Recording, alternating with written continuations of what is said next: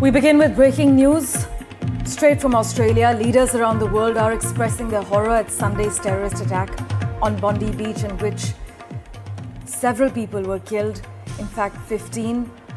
The Australian government is currently investigating the entire matter. There are harsh words coming in for the Australian government, though, for the shortcomings that are now being cited in tackling anti-Semitism over the past 2 years.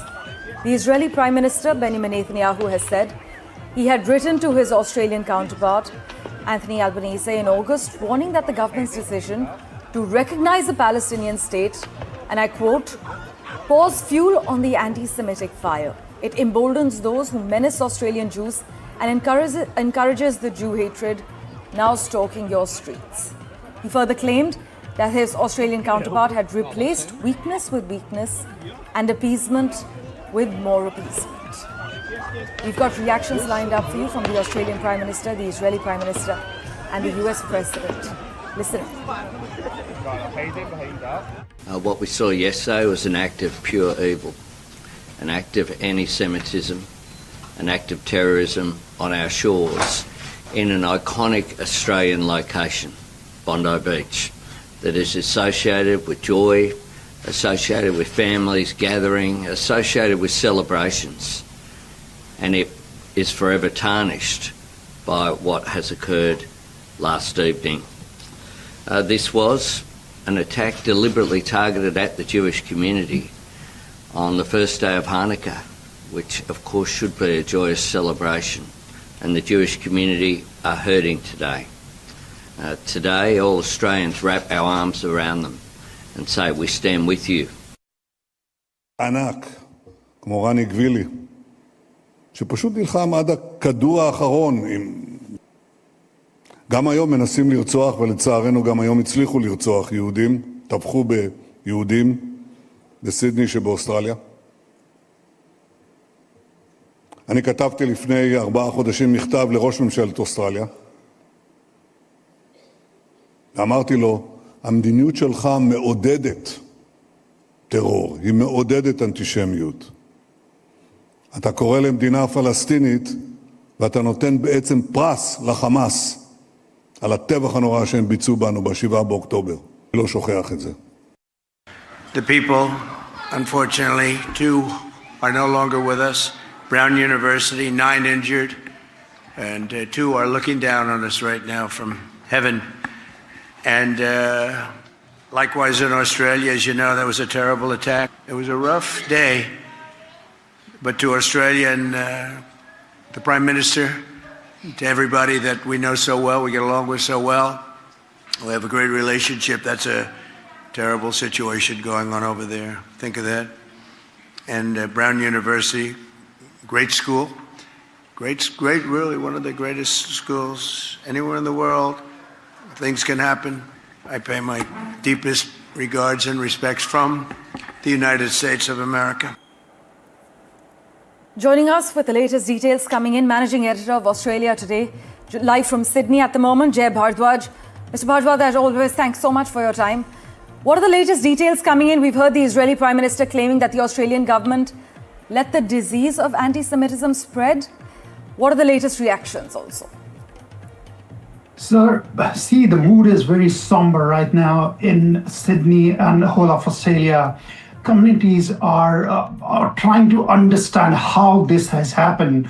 But in terms of the administrative failures, if we could call that, this Bondi gunman, Naveed Akram, he was known to authorities. He was known to ASIO, the investigative agency which we have in Australia. And he was also kind of examined for his links to Islamic State in 2019. And despite that, his father was owning 6 guns as license. That is really befalling to everybody who is seeing watching this and trying to understand how this has unfolded. A person whose son is a suspect who has been inquired for his links to Islamic State, still he holds 6 gun licenses. Nobody's guess is that police should have done something, ASIO should have done something. And right now, everyone is asking questions from the government, how from 7th October, 2 years back, today we are seeing on 14th December, we have a mass shooting in Sydney itself. There were calls which police dismissed earlier last year that when the calls were gas Jews were chanted at on the streets of Sydney, police dismissed them. When the synagogue was firebombed, police dismissed them. When there was attacks on Jews leader, police dismissed them. And now when we see that 14 people have been killed, it's right in front of us. Somebody has to take responsibility. The Prime Minister says that we are wrapping our arms around Jewish community, but I don't think that's enough. There has to be a decisive action. Just for the benefit of our viewers, the police have killed the 50-year-old father at the scene, while the 24-year-old son is said to be in a critical condition, but stable, authorities have confirmed. As per preliminary investigations, though, Mr. Bhardwaj, are investigators saying anything about the motive of this attack? And also, speaking of guns, it's given to understand that Australia still doesn't have a unified mechanism for tracking firearms across jurisdictions?